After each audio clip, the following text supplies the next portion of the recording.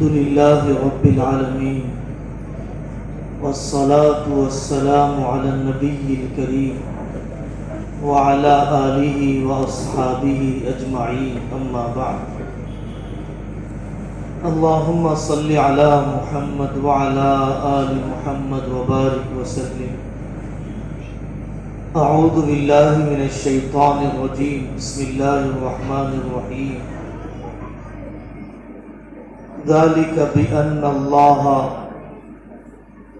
لم يكن مغيرا نعمة أنعمها على قوم حتى يغيروا ما بأنفسهم صدق اللہ العظیم۔ میرے قابل احترام بزرگوں اور پردے کے پیچھے بیٹھی ہوئی دینی مائیں اور بہنیں، اللہ جزائے خیر عطا فرمائے ان دوستوں کو، ان علماء کو جنہوں نے مہینوں سے تیاریاں کی ہیں۔ اور میں تو ایک طالب علم ہوں، اکابر کو، بزرگوں کو یہاں پر بلانے کی انہوں نے کوشش کی ہے۔ یہ موقع ہمیں دیا جائے کہ ہم بزرگوں کے ساتھ بیٹھیں، یہ بہت بڑی نعمت ہوا کرتی ہے۔ سب سے پہلی بات جو ہمارے ذہنوں میں رہنا چاہیے، انسانوں کو حالات ہی زندہ رکھتے ہیں، چیلنجز ہی زندہ رکھتے ہیں۔ انسان کے جذبات دفن ہو جاتے ہیں جب آدمی تعیش کی زندگی گزارتا ہے، راحت طلبی کی زندگی گزارتا ہے۔ یہ انسانی تاریخ کا تجربہ ہے کہ باپ نے بڑی محنت کی گڑھے کھودنے سے لے کر بڑے کاروباری بننے تک، لیکن بیٹے ایسا نہیں بن سکے جیسے کہ باپ تھا۔ والد صاحب نے بڑی قربانیاں دی، عالم بن گئے، لیکن بیٹے کے اندر وہ قابلیت نہیں تھی کہ والد کی جگہ کو سنبھال سکے۔ اس کا راز یہی ہے کہ جو چیلنجز، جو فقیری، جو تنگی، جو قسم پرسی، جو فاقے اس باپ نے جھیلا تھا، اس بچے نے نہیں جھیلا ہے۔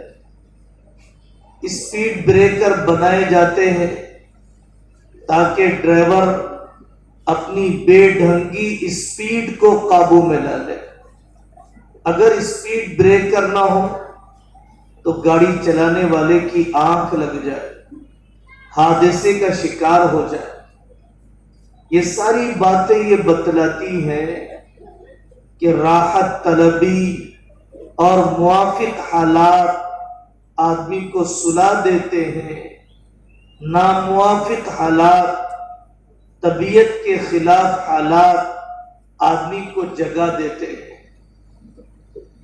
اور زندگی کا ایک اہم اصول ہے کہ آدمی نعمتوں سے وہ نہیں سیکھتا ہے جو مصیبتوں سے سیکھتا ہے۔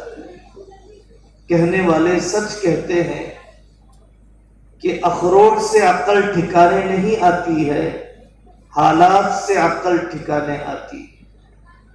تو نعمتوں کے ذریعے سے دیے جانے والے سبق یاد نہیں رہتے بندے کو، مصیبت کے ذریعے سے دیے جانے والے سبق بندے کو یاد رہتے ہیں۔ حضرت مولانا عمر صاحب پالنپوری رحمۃ اللہ علیہ اس مضمون کو ایسے سمجھاتے تھے کہ باپ کبھی بیٹے کو چاکلیٹ دیتا ہے اسکول والا، مدرسے والا بنانے کے لیے، کبھی پٹائی بھی کر دیتا ہے اسکول والا اور مدرسے والا بنانے کے لیے۔ تو نعمت بھی اللہ والا بنانے کے لیے آتی ہے، مصیبت بھی اللہ والا بنانے کے لیے آتی ہے۔ ایسا نہیں ہے کہ دنیا کا نظام اللہ کے ہاتھ سے نکل گیا، کسی فرعون کے ہاتھ میں آ گیا، اور وہ فرعون منمانی کرتا رہے، ایسا نہیں ہے۔ قل اللہم مالک الملک تؤتی الملک من تشاء وتنزع الملک ممن تشاء۔ انسان تو بیچارہ اپنے پیشاب کو نہیں سنبھال سکتا، اپنی ضرورت کو نہیں روک سکتا، ایک بال کو سفید ہونے سے تھام نہیں سکتا۔ یہ ہمیں یاد رکھنا چاہیے کہ جو بلا انسان کو اللہ سے قریب کر دے وہ بلا نہیں ہے، اللہ کی عطا ہے۔ جو بلا آزمائش بندے کو اللہ سے قریب کر دے وہ بلا نہیں ہے، وہ اللہ کی عطا ہے۔ ایک جگہ پر فساد ہوا، حضرت مولانا سعید احمد خان صاحب مکی رحمۃ اللہ علیہ پہنچے، دیکھا کہ محلے ایک دوسرے کی ہمدردی میں لگ گئے، مسجدیں آباد ہو گئی، لوگ ایک دوسرے کی خیرخواہی میں چندہ جمع کرنے لگے، ایک دوسرے کے دکان کو ٹٹولنے لگے، ہائے آپ کا کاروبار ضائع ہو گیا۔ مولانا سعید احمد خان صاحب مکی نے فرمایا یہ زمانہ بہتر ہے یا فسادات سے پہلے کا زمانہ بہتر تھا؟ فسادات سے پہلے خانہ جنگی میں تھے، ایک دوسرے کی اکھاڑ پچھاڑ میں تھے، غفلت اتنی کہ مسجدیں خالی، ایک دوسرے کی خیر خیریت لینے بھی تیار نہیں۔ ان فسادات کے بعد مسجد بھر گئی، رشتے جڑ گئے، خیر خواہی کا جذبہ ابل آیا۔ اللہ کے نظام کے مطابق فسادات کے بعد پیدا ہونے والی صورتحال زیادہ بہتر ہے فسادات کی سے پہلے کی صورتحال کے مقابلے۔ تو میرے عزیزو، دوسری بات یہ ہے کہ اللہ تبارک و تعالیٰ نے قوموں کے عروج و زوال کا ایک قانون بنایا ہے۔ جیسے آگ جلاتی ہے، پانی پیاس بجھاتا ہے، اسی طریقے سے کس قوم کو عروج دیا جائے، کس قوم کو زوال دیا جائے، کس قوم کو کرسی پر بٹھایا جائے، کس قوم کو کرسی پر سے اتارا جائے، لِكُلِّ قَوْمٍ اجل۔ اللہ تبارک و تعالی اپنے طے شدہ ضابطے کے مطابق ہر ایک کو موقع عطا فرماتے ہیں۔ اللہ تبارک و تعالی نے مسلمانوں کو بہت موقع دیے، دنیا کی دوسری قوموں کے مقابلے میں زیادہ موقع دیا۔ ہمارا مذہب سچا ہے، محفوظ ہے، ہر قدم پر رہبری کرنے والا ہے۔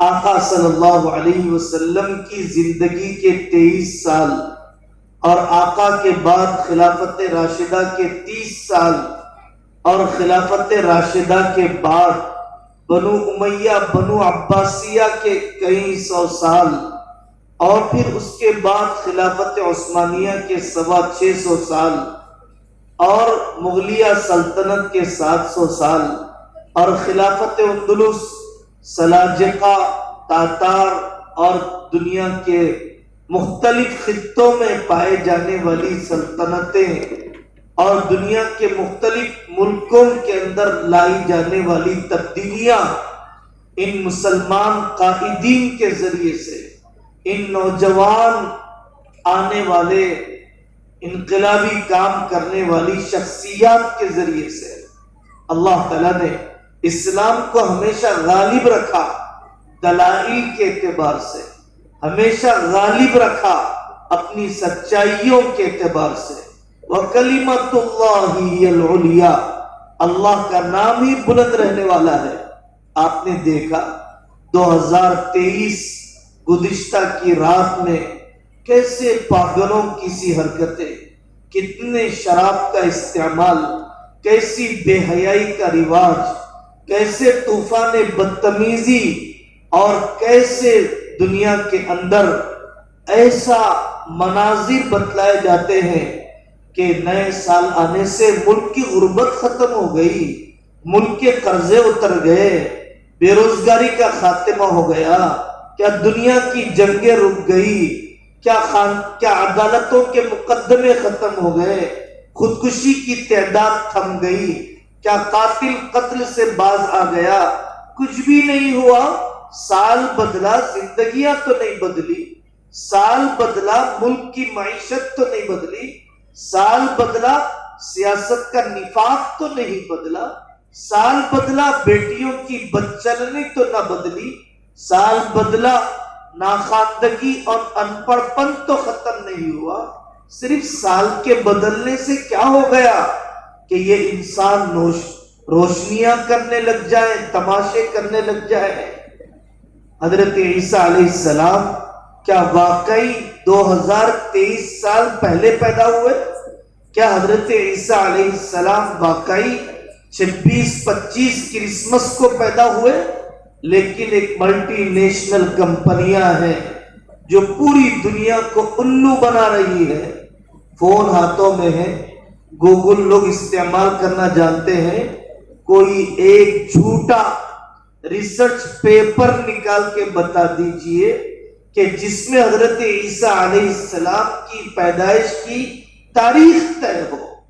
کوئی ایک جھوٹا ریسرچ پیپر بتا دیجئے. دنیا کیا حرکتیں کر رہی ہے؟ کیا حضرت عیسیٰ علیہ السلام شراب کو رواج دینے کے لیے آئے؟ کیا ان کی والدہ حضرت مریم بے حیائی کی حرکتیں کرنے والی تھی؟ پاکیزہ مریم کے جذبات قرآن نے جو نقل کیے وہ تو ان کی پاک دامنی کو بتلاتی ہے. تو بتلانا یہ ہے کہ اتنا بے بنیاد مذہب ہے، ایک بے بنیاد نئے سال کا منانا ہے، ایک بے بنیاد تہوار ہے، اور دنیا اس کے پیچھے جا رہی ہے. ہمارے رسول صلی اللہ علیہ وسلم کی زندگی کا ایک ایک قدم اور لمحہ نہیں، جیسا کہ وہاں عبد القوی صاحب فرماتے ہیں، کون سا کیمرہ ایسی ریکارڈنگ کر سکتا ہے جو کیمرہ حضرات صحابہ رضی اللہ عنہم اجمعین نے ریکارڈنگ کی کہ آقا صلی اللہ علیہ وسلم نے یہ ارشاد فرمایا اور آپ کے مبارک دانت سے نور ٹپک رہا تھا. آقا صلی اللہ علیہ وسلم کے آنکھوں میں خون کی ڈوریاں اتنی تھی، آپ کے داڑھی مبارک میں سفید بال اتنے تھے. کون سا کیمرہ اتنی باریکی سے مصوری کر سکتا ہے جو تصویر حضرات صحابہ رضی اللہ عنہم اجمعین نے اپنی حدیثوں میں روایتوں میں کی ہے. صحابہ کی زندگیاں نہیں، صرف صحابہ تابعین کی زندگیاں نہیں، تبع تابعین کی زندگیاں نہیں، ان کے غلاموں کے غلاموں کے غلام، ان کی زندگیوں کے لمحات لکھے ہوئے ہیں. اتنا محفوظ مذہب ہے. ناقدری ہماری اسلام دلائل کے اعتبار سے ہمیشہ اونچا رہے گا. سیاست کا زوال اتھل پتھل چلتے رہتا ہے. سیاست اصل نہیں ہے، دعوت اصل ہے. سیاست تو ایک انعام ہے، چلتے چلتے اللہ عطا فرماتے ہیں. وہ موعود ہے، وہ مقصود نہیں ہے. مقصود تو امر بالمعروف ہے، مقصود تو نماز روزہ زکوٰۃ حج ہے. مقصود کا موقع اللہ تعالیٰ نے ہمیں عطا فرمایا ہے. سیاسی زوال دینی خدمات کے زوال کا ذریعہ نہیں بنتا ہے. یہ تاریخ کی حقیقت ہے کہ جس زمانے میں اسلام کو اللہ تعالیٰ نے ظاہری طور پر سیاسی زوال دیا، اسی زمانے میں دینی خدمات عروج پر تھی. دینی خدمات عروج پر تھی. فتنہ اکبری، دین الہی ایجاد کیا گیا. دوسرے مذہب کی عورتوں سے نکاح کو جائز کیا گیا. خنزیر کا استعمال ہونے لگا، شراب کا استعمال عام ہوا، اور ایک مسلمان نام کا بادشاہ قانون بناتا ہے کہ اب محمد صلی اللہ علیہ وسلم کا دین نہیں چلے گا، میرا بنایا ہوا دین چلے گا. اب دین محمدی نہیں، اب دین اکبری چلے گا، دین الہی چلے گا. کوئی نیو ایجوکیشن پالیسی نہیں تھی، صرف پارلیمنٹ کا فیصلہ نہیں تھا یہ تو خود مختار ایک وسیع سلطنت کے بادشاہ کا فیصلہ تھا۔ لوگ آتے تو سجدہ کرتے دربار میں، صرف سوریہ نمسکار سورج کی پوجا نہیں تھی، لیکن اس سیاسی زوال کے زمانے میں اللہ جل جلالہ عمن والہ نے حضرت مجدد رحمت اللہ علیہ کو پیدا کیا۔ حضرت مجدد نے بتدریج محنت کی، گریجولی محنت کی، گوالیار کے قلعے میں بھی محنت کی، اپنے شاگردوں کو تیار کیا، خلفاء کو پھیلایا۔ اکبر کے بعد جہانگیر، جہانگیر کے بعد شاہجہاں، شاہجہاں کے بعد اورنگزیب رحمت اللہ علیہ جیسی نیک شخصیت، ولی صفت، خلیفہ راشد کے قریب کا مقام رکھنے والا عظیم انسان اللہ نے پیدا کیا۔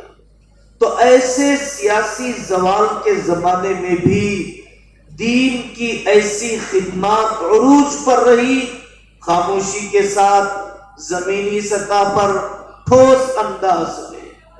دوسری مثال حضرت شاہ ولی اللہ محدث دہلوی رحمت اللہ علیہ کا زمانہ، وہ زمانہ تھا جس میں مراٹھوں کے ظلم، قتل و غارت گری اور سیاسی انتشار اور ہر علاقے کے اندر سلطنت کا سکڑنا، خود مختاری کا دعویٰ کرنا۔ حضرت شاہ ولی اللہ رحمت اللہ علیہ اپنے حفاظت دین اور اشاعت دین کے کام میں لگے رہے۔ ان کے چاروں بیٹوں نے اس ملک میں عجیب کام کیا اور ان کے نواسوں نے انقلاب برپا کر دیا۔ سید اسماعیل شہید، سید احمد شہید رحمت اللہ علیہ نے۔ میں یہ دو مثالیں ذکر کر کے بتلانا چاہتا ہوں کہ آپ سیاست کو سب کچھ نہ سمجھیے، سیاسی زوال یا سیاسی کمزوری کو یہ مت سمجھیے کہ دین کی خدمت کے سارے دروازے بند ہو چکے ہیں۔ دین کی خدمت کے سارے دروازے بند نہیں ہوئے۔ تیسری بات، وہاں الیاس صاحب رحمۃ اللہ علیہ فرمایا کرتے تھے کہ جتنا راستہ کھلا ہو بندہ چل کر بتلاتا ہے، تو جو راستہ بند ہو تو اللہ کھول کے بتلاتے ہیں، لیکن جتنا راستہ کھلا ہے وہ چلتا نہیں ہے تو کیا فائدہ ہے جو راستہ بند ہے اس کو کھول کر دیا جائے۔ میں نماز پڑھ سکتا ہوں، پڑھنے کے لیے تیار نہیں۔ میں روزہ رکھ سکتا ہوں، رکھنے کے لیے تیار نہیں۔ میں فرض حج کرنا نہیں چاہتا ہوں، فرض ہونے کے باوجود گھر میں شرعی پردہ زندہ کر سکتا ہوں، کرنے کے لیے تیار نہیں۔ تنہائی کا گناہ چھوڑ سکتا ہوں، چھوڑنے کے لیے تیار نہیں۔ مجھے فکر ہے فلانی جگہ پر یہ قانون کیسا بن گیا، سرکار نے یہ فیصلہ کیسے کر دیا، کیا فائدہ ہے اگر اس بل کو واپس کر دیا جائے، اگر اس قانون کو ختم کر دیا جائے؟ کیونکہ جتنا راستہ کھلا ہے میں چلنے کے لیے تیار نہیں ہوں، تو جو راستہ بند ہے اس کو کھولنے کا کوئی فائدہ نہیں ہے، کیونکہ یہ عمل کے راستے میں آگے بڑھنا نہیں چاہتا ہے، عمل کے راستے میں آگے بڑھنا نہیں چاہتا ہے۔ بندہ جب اپنے بس کا کر کے بتا دیتا ہے، اللہ اپنی قدرت کا کر کے بتا دیتے ہیں۔ بندہ جب اپنے بس کا نہیں کرتا ہے تو پھر یہی ذریعہ بنا ہے اللہ کی مدد کے اترنے میں دیری کا۔ آپ اپنے بس کا تو کر کے بتائیے۔ تیسری بات جو ہمیشہ یاد رکھنا چاہیے، ہمیشہ یاد رکھنا چاہیے کہ نفس کے موانع اور اندرونی دشمن یہ بڑا ہے باہر کے دشمن کے مقابلے میں۔ جو اندر کے فرعون پر قابو نہیں پاتا وہ باہر کے فرعون کو ڈوبتا ہوا کبھی دیکھ نہیں سکتا۔ جو اندر کے فرعون پر قابو نہیں پاتا وہ باہر کے فرعون کو ڈوبتا ہوا کبھی دیکھ نہیں سکتا۔ میں اندر کے فرعون کو قابو نہیں پایا، جوڑے کی رقم کھاتا ہوں۔ میں اندر کے فرعون پر قابو نہیں پایا، چبوترے بازی میں نے نہیں چھوڑا۔ میں نے اندر کے دشمن پر قابو نہیں پایا، اپنے بچوں کی اسکول کی فیس، بیویوں کا خرچ دینے کے لیے تیار نہیں۔ تو پھر جو اندر کے فرعون پر قابو نہیں پایا ہے وہ خواب دیکھنا چھوڑ دے کہ باہر کا فرعون اسے ڈوبتا ہوا نظر آ جائے۔ حضرت موسیٰ علیہ السلام نے وہ سارے کام کیے جو اللہ تعالیٰ نے انہیں حکم دیا بنی اسرائیل پر، تو اللہ نے وہ دن بتلائے فرعون کا ڈوبنا اور بنی اسرائیل کا عزت پانا اور فرعون کے محلات پر قابو پا لینا۔ اس لیے میرے عزیزو، وہ بات جو حسین احمد مدنی رحمۃ اللہ علیہ فرماتے تھے بڑی پتے کی ہے کہ شریعت کو حکومت سے خطرہ نہیں ہے، شریعت کو ہماری جہالت سے خطرہ ہے، شریعت کو پارٹیوں سے اتنا خطرہ نہیں ہے، شریعت کو جتنا ہماری منمانی اور علماء سے دوری سے خطرہ ہے۔ سیڑھیاں تو غیروں کی ہم نے پہلے چڑھی ہے، قانون تو بعد میں سے بنایا ہے، ہم نے پہلے اپنے علماء کی ناقدری کی ہے، تبھی تو ہم دوسروں کی چوکھٹوں پر گئے ہیں۔ تو اس وجہ سے اپنے اندر کے دشمن پر قابو پانا، جو باہر کے حالات کو بدلنا چاہتا ہے وہ اپنے آپ کو بدل لے، اپنے کو بدلے بغیر باہر کو کیسے بدلا جائے گا؟ میں اپنے گھر کو نہیں بدلنا چاہتا، اسمبلی کو بدلنا چاہتا ہوں، میں 10th پورا پڑھنا نہیں چاہتا، سپریم کورٹ کے فیصلے کو بدلنا چاہتا ہوں، میں اپنی آوارگی کو چھوڑنا نہیں چاہتا، دوسری قوموں کو معیشت میں پیچھے کرنا چاہتا ہوں، شادی کی ایک رسم سے توبہ کرنے کے لیے تیار نہیں ہے، اور میں اپنی نسلوں کو آگے تعلیمی میدان میں بڑھتا ہوا دیکھنا چاہتا ہوں۔ یہ آخر کیسے خواب ہیں، یہ آخر کیسی احمقانہ خواہشات ہیں جو بیوقوفانہ جنت میں ہم رہ رہے ہیں۔ ایسا نہیں ہو سکتا ہے، ایسا نہیں ہو سکتا ہے۔ ہماری خواہش ہے ملک بدل جائے، حضرت خلیفہ مہدی آ جائے اور حضرت خلیفہ مہدی کے ذریعے سے انصاف دنیا میں قائم ہو جائے۔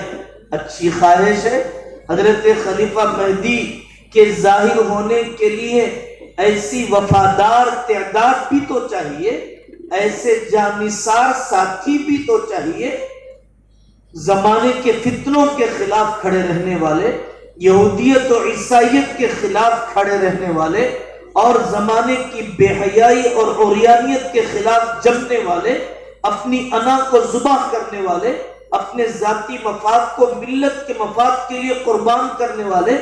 خلیفہ مہدی تو اپنے ساتھیوں کے بغیر کوئی کام نہیں کر سکیں گے۔ ایسے استقبال کی پوری تیاری تو ہو، ایسے افراد کو پورا تیار تو کیا جائے۔ ہم چاہتے ہیں کہ ملک کے اندر فلانی چیز بدل جائے، تو ہم میں سے کتنے ہیں جو مالیات کے نظام کو سنبھالنے کے قابل، ہم میں سے کتنے جو ایگریکلچر کے نظام کو سنبھالنے کے قابل؟ یہ ذہن سے نکالیے، ہم مائنورٹی میں ہیں، ہم اقلیت میں ہیں۔ اقلیت اور اکثریت اصل نہیں ہے، مائنورٹی میجورٹی اصل نہیں ہے، آرگنائز ہونا اصل ہے، منظم ہونا اصل ہے، ایفیکٹیو ہونا اصل ہے، مؤثر بننا اصل ہے، تعلیم میں معیشت میں آگے بڑھنا اصل ہے، اور خوددار اور غیرت مند بننا اصل ہے۔ حضرت یوسف علیہ السلام تنہا ایک شخص ہے، اور سامنے مورتی پوجا کی ایک تہذیب ایجپشین سیولائزیشن ہے۔ ایک تنہا شخص، 30 کروڑ نہیں، ایک تنہا شخص حضرت یوسف علیہ السلام نے محنت کی، گراؤنڈ لیول پر محنت کی۔ کیا محنت کی؟ اپنی زندگی کو بے داغ بنایا، ما علمنا علیہ من سوء، اپنے آپ کو مثالی بنایا، گھر کے اندر زلیخا کی دعوت کو ٹھکرایا، امانت دار بنایا، جیل میں ڈالے گئے، بدل دیا جیل کے ماحول کو۔ حضرت یوسف علیہ السلام قابلیت اتنی، انہوں نے فرمایا اجعلنی علی خزائن الارض، میں پورا فائنانس سسٹم سنبھالنے کے لیے تیار ہوں، انی حفیظ علیم، میں ایگریکلچر سسٹم کو ڈیولپ کرنے کے لیے تیار ہوں، غذاؤں کا ڈسٹریبیوشن کرنے کے لیے میں تیار ہوں، 7 سال غلہ اسٹور کروں گا اور 7 سال کسی کو بھوکا رہنے نہیں دوں گا. اتنی منصفانہ زندگی. کیا میں اس قابل ہوں کہ مجھے ملک کی باغڈور دی جائے جو بہن کی میراث کھا جاتا ہے؟ کیا میں اس قابل ہوں کہ مجھے علاقے کی لگام دے دی جائے جو یتیموں کا مال کھا جاتا ہے؟ کیا میں اس قابل ہوں کہ میں قوم کے سامنے پیش کر سکوں اور میں کہوں کہ مجھے آپ پورے ملک کی بھوکمری ختم کرنے کی ذمہ داری دیجئے؟ جو 10 بجے اٹھتا ہے وہ ملک کی بنجر زمینوں کو آباد کر کے بتائے گا. کاہلی کے ساتھ، بزدلی کے ساتھ، پست ہمتی کے ساتھ، جہالت کے ساتھ حضرت یوسف علیہ السلام نے اس ملک کو دیکھ کے بتایا، اونچا ہاتھ رکھ کر بتایا اور اس ملک کے مسائل کو حل کیا. اس کے بعد وہ دین آیا، لوگوں نے اسلام قبول کیا، بادشاہ وقت نے اسلام قبول کیا. ان کی امانت کو دیکھ کر رتی برابر خیانت نہیں ہے، آنی کے برابر بدمعاملگی نہیں ہے. حضرت یوسف علیہ السلام کرسی پر بیٹھ کر آخرت نہیں بھولے. ایسا نہیں کہ چھوٹی سی کونسلری پنچایت کی کچھ کرسی آ گئی تو نماز بھی چھوٹنے لگ گئی. حضرت یوسف علیہ السلام فرماتے ہیں توفنی مسلمہ وَأَلْحِقْنِي بِالصَّالِحِينَ. میرے رب ایمان پر جمع، نیک بندوں کے ساتھ موت دے حشر فرما. ساری سلطنت مل گئی، خاندان جمع ہو گیا، ابا امی آ گئے، زندگی کی معراج. غم ہے حضرت یوسف کو ایمان پر مرنے کا، حضرت یوسف کو غم ہے ایمان پر مرنے کا. یہ ہمارے لیے نمونہ ہے، یہ ہمارے لیے نمونہ ہے. انقلاب 1 دن 2 دن میں نہیں آتا، 1 الیکشن 2 الیکشن میں نہیں آتا، 5 سال 10 سال میں نہیں آتا. 100-200 سال قوموں کی عمر میں بہت تھوڑے ہوتے ہیں. ایک قوم ہے جاپانی، جس قوم پر ہیروشیما ناگاساکی کے بم برسائے گئے اور زمین کو زہریلا معذور نسل پیدا ہونے لگی. قوم نے طے کیا، صرف علماء نے نہیں، قائدین نے نہیں، قوم کے مردوں نے طے کیا، قوم کی عورتوں نے طے کیا. ہم 8 گھنٹے کام کرتے تھے، 10 گھنٹے کام کریں گے. ہم جنگ کے میدان میں نہیں، تجارت کے میدان میں دنیا کو جیت کے بتائیں گے. محنت کیا پوری قوم نے. آپ جانتے ہیں جاپانی بنی ہوئی چیزیں دنیا کے اندر کیا حیثیت رکھتی ہیں، اور ہم اپنی تجارت میں اور اپنی ملازمت میں کتنے امانت دار ہیں، ہم کتنے محنتی ہیں. اکثریت ہمیں کی اپنی زندگیوں کو ہم ٹٹول سکتے ہیں. اللہ تبارک و تعالی جہاں پر قومیں اقلیت میں رہتی ہیں ان کو ایک چیلنج قبول کرنے کا موقع دیتے ہیں کہ وہ اکثریت کے چیلنج کو قبول کریں اور اپنے آپ کو اخلاق اور اپنے آپ کو قابلیت کے اعتبار سے اتنا اونچا کر کے بتلائے. آپ نے کیا. میں صرف منفی پہلو سنانا نہیں چاہتا، میں مثبت پہلو بھی سنانا چاہتا ہوں. آپ نے کورونا میں وہ کیا جو ملک کی کسی قوم نے نہیں کیا. سب نے اپنی کلینک بند کر لی، آپ کے ڈاکٹرز نے جان پر کھیل کر خدمت کی. دوسرے لوگوں نے پیسے جمانے کا غم اٹھایا اور آپ نے سڑکوں پر یہاں سے لے کے بہار تک مزدوروں کو سڑکوں پر کھلایا. دوسری قومیں اپنے ماں اور باپ کے جنازے کو تلنگانہ ہاسپٹل ٹمس کے سامنے لاوارث چھوڑ رہی تھی، آپ نے ان کے جنازے کے تدفین کا انتظام کروایا. یہ جرأت تھی آپ کے اندر، یہ چنگاری تھی ایمان کی آپ کے اندر، اور یہ حوصلے بلند تھے اسلام کی تعلیمات کے نتیجے میں کہ ہم پورے ملک کی خدمت کر کے بتائیں گے. یہ مثبت پہلو ہے، یہ آپ کا ہمت افزائی کا پہلو ہے. اس مشن کو آگے بڑھانے کی ضرورت ہے، اس کام کو آگے بڑھانے کی ضرورت ہے. میرے عزیزوں، اچھی طرح یاد رکھو، اس ملک میں ہمارا مسئلہ بے روزگاری نہیں ہے، اس ملک میں ہمارا مسئلہ سٹیزن شپ سنبھالنے کا نہیں ہے، اس ملک میں ہمارا مسئلہ اپنے ذاتی مکان کو بلڈوزروں سے بچانے کا نہیں ہے، اس ملک میں ہمارا مسئلہ اپنی تجارتوں کو فسادات سے محفوظ رکھنے کا نہیں ہے. ہمارا اس ملک میں مسئلہ اپنی نسلوں کو ایمان پر بچانے کا ہے، اپنی نسلوں کے ایمان پر موت اور خاتمے کے انتظام کرنے کا ہے. کہیں ایسا نہ ہو کہ اس ملک کے اندر بننے والی نیو ایجوکیشن پالیسیاں اور ہونے والے اختلاط کے ماحول میں ارتداد کے واقعات ہماری نسلوں کے ایمان کو کہیں لوٹ نہ لیں، ہماری نسلوں کو کہیں کفر اور شرک کی طرف جھکاؤ اور میلان کی طرف نہ لے جائے. کرنے کا کام کیا ہے تعلیمی میدان میں؟ کرنے کا کام کیا ہے معاشی میدان میں؟ کرنے کا کام کیا ہے مدارس اور مساجد کے اندر؟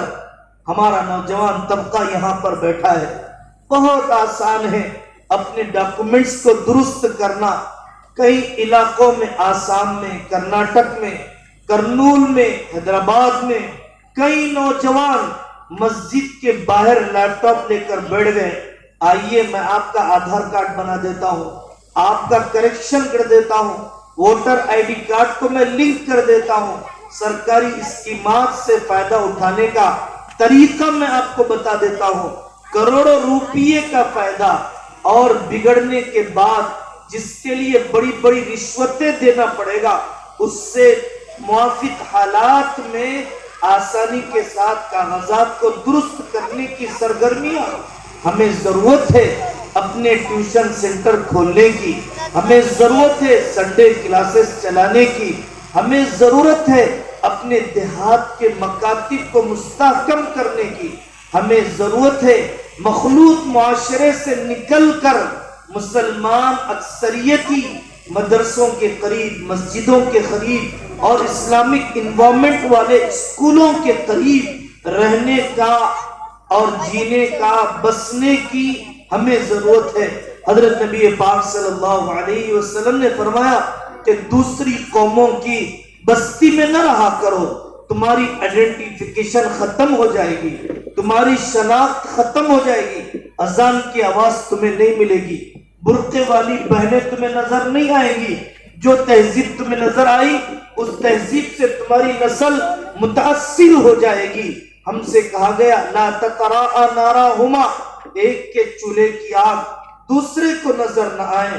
حق سے قرآن میں کہا اللہ نے الم تکن ارض اللہ واسعۃ فتہاجروا فیہا، ایسی بستی میں کیوں رہا جہاں پر اپنے اسلام کی حفاظت نہیں کر سکتا تھا؟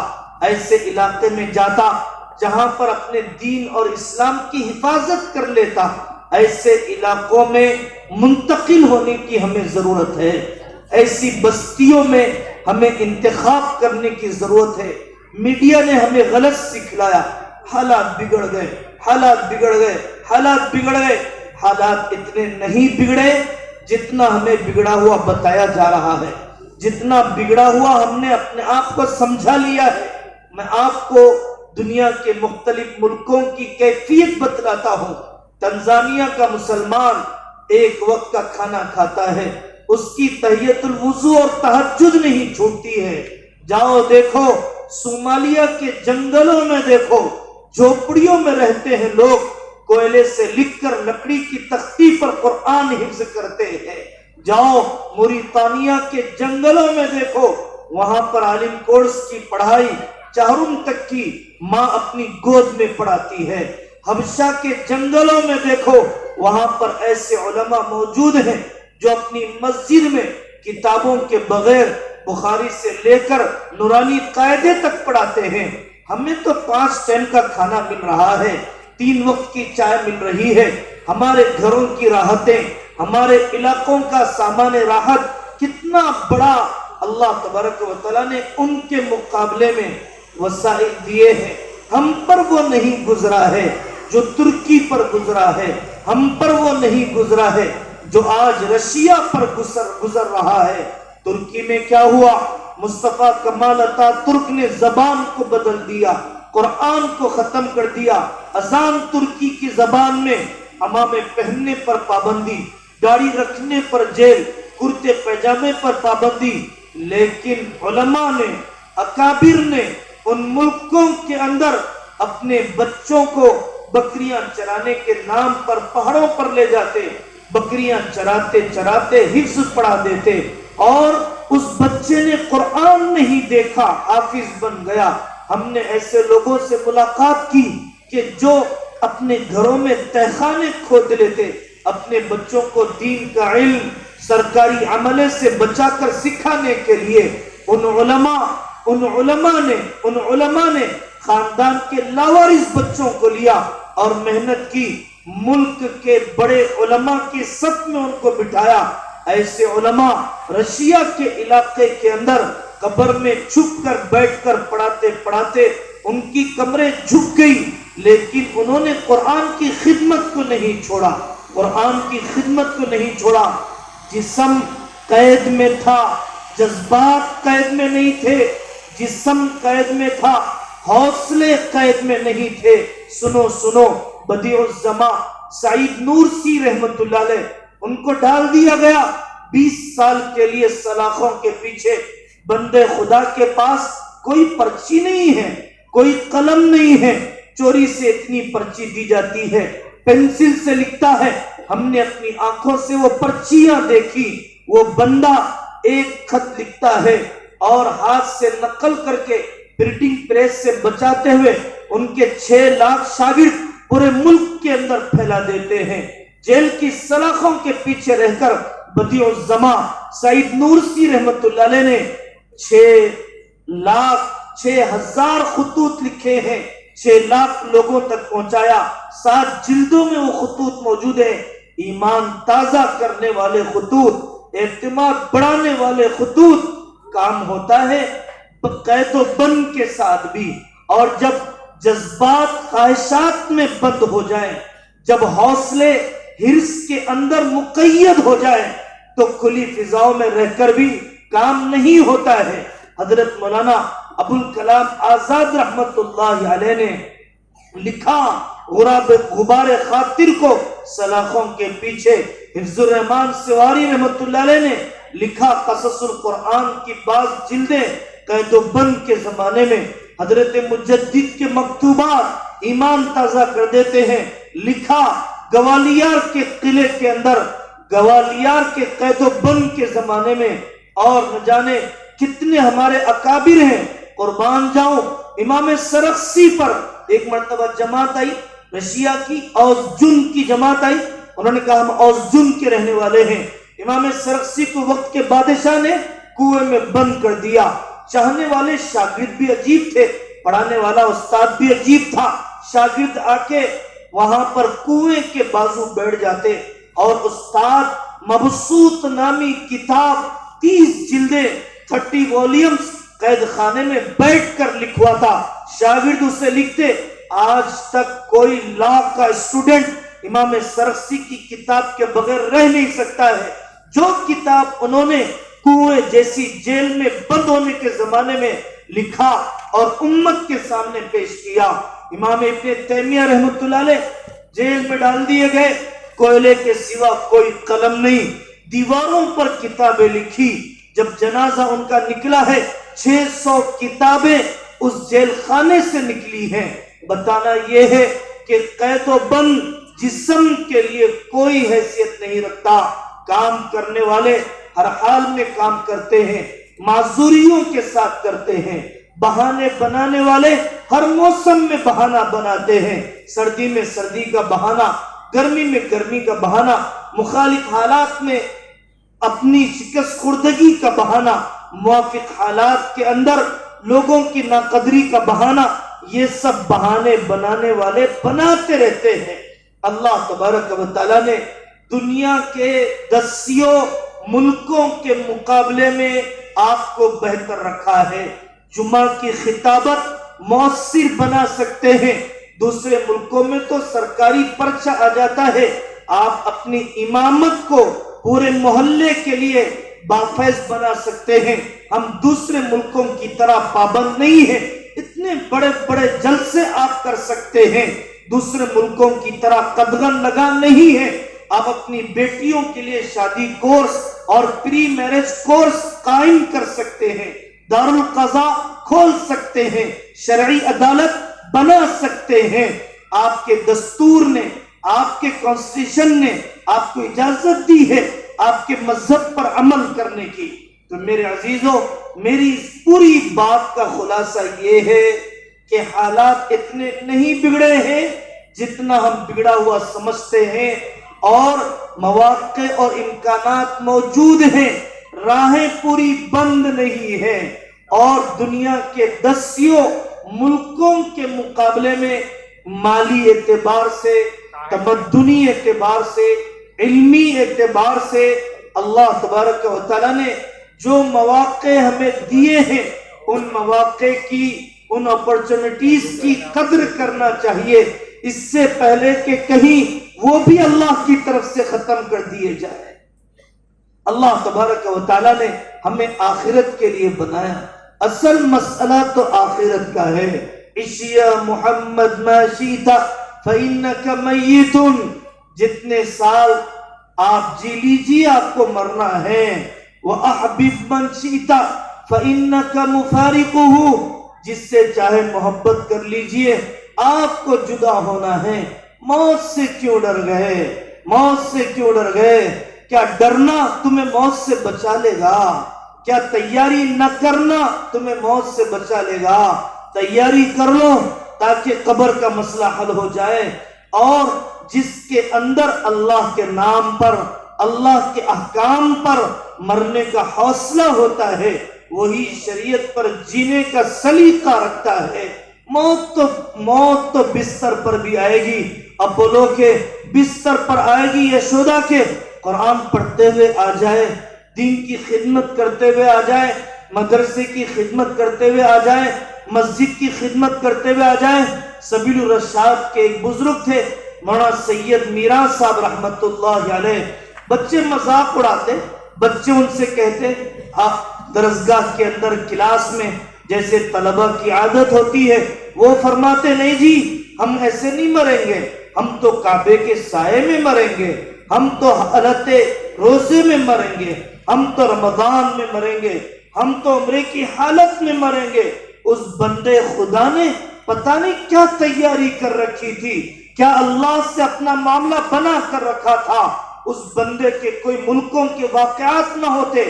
ویسٹ انڈیز اپنے مدرسے کے کام کے لیے جا رہے تھے، ٹرانزٹ 72 گھنٹے کا جدہ میں ہو گیا، عمرے کی اجازت ملی اور طواف کرتے ہوئے عمرے میں نکل گئے، اور جو کیفیت میں مرنے کا ذکر کیا تھا اللہ نے اسی حیت میں ان کی موت کا انتظام فرمایا۔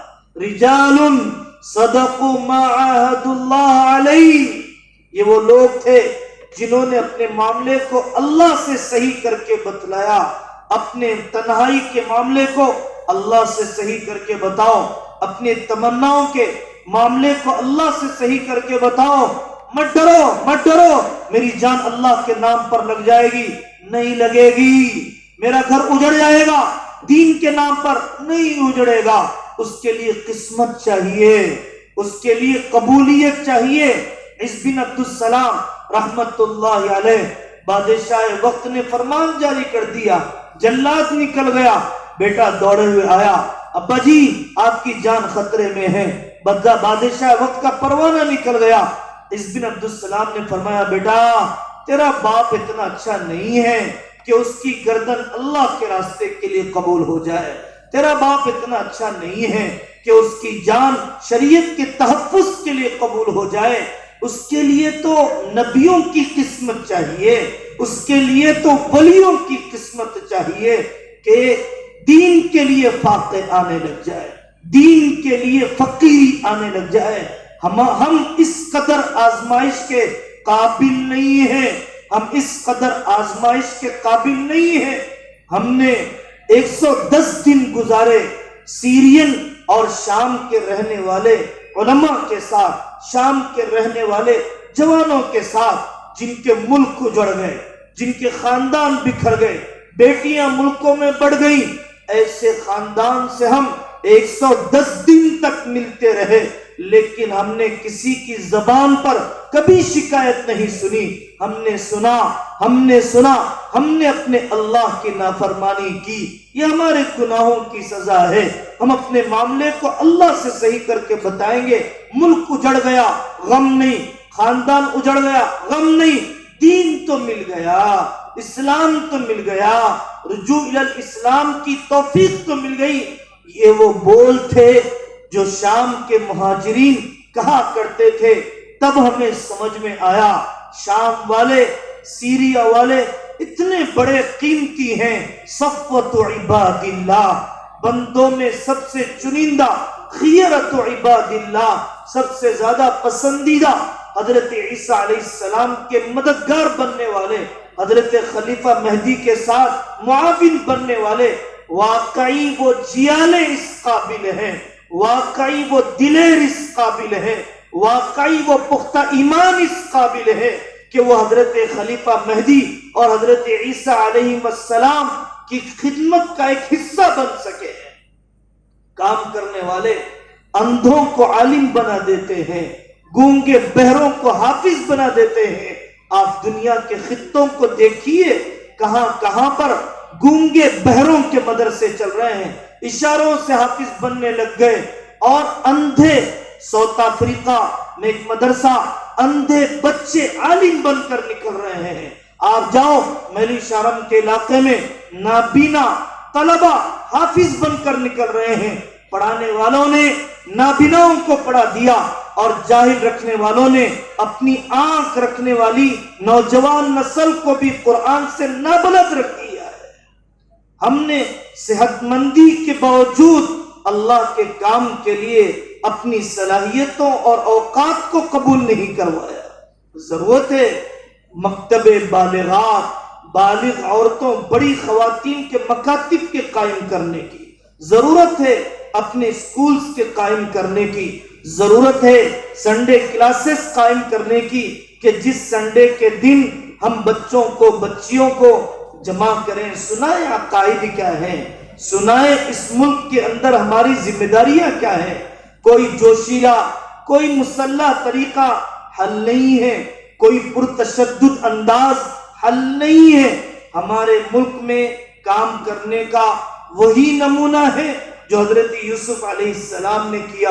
ہمارے ملک میں کام کرنے کا نمونہ وہی ہے جو حضرت الیاس صاحب رحمۃ اللہ علیہ نے کیا, جو ان سے پہلے مجدد الفسانی رحمۃ اللہ علیہ نے کیا. دفعتاً انقلاب ہم برداشت نہیں کر سکتے, دفعتاً انقلاب ہم متحمل نہیں ہیں. دفعتاً انقلاب انارکی پیدا کر دے گا, انتشار پیدا کر دے گا. یہ طریقہ ہمارے اکابر نے کبھی نہیں اپنایا. اس شخص کو یاد کرو کچھ دن پہلے جس شخص کا انتقال ہوا, محمود آفندی رحمت اللہ علیہ. اس شخص نے استنبول کی ایک چھوٹی مسجد آغا شیخ الاسلام, چھوٹی سی مسجد سے کام شروع کیا. اپنی مسجدوں کو صرف عبادت کا مرکز نہیں, انسانیت کا مرکز بناؤ.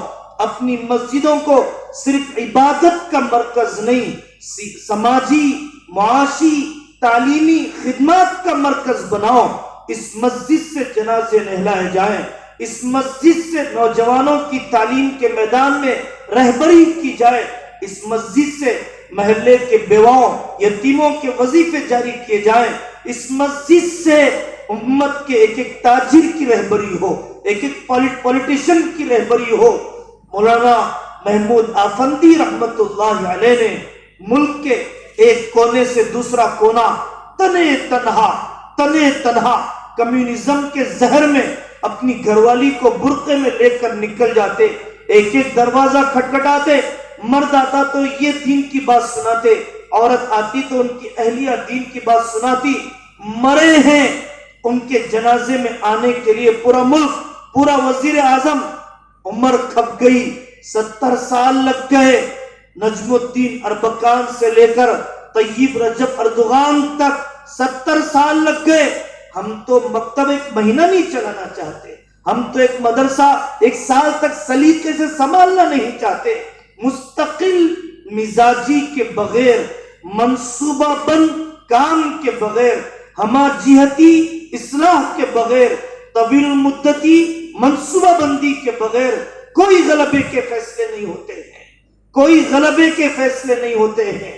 کھیتی باڑی کرنے کا ایک ضابطہ ہے، بیج کے بونے کا ایک اصول ہے، اور ناگر چلانے کا ایک طریقہ ہے، اس کے ساتھ ہی زمین لہلہاتی ہے، قوموں کو سنبھالنے کا ایک سلیقہ ہے، قوموں کے عروج پر لانے کا ایک طریقہ ہے۔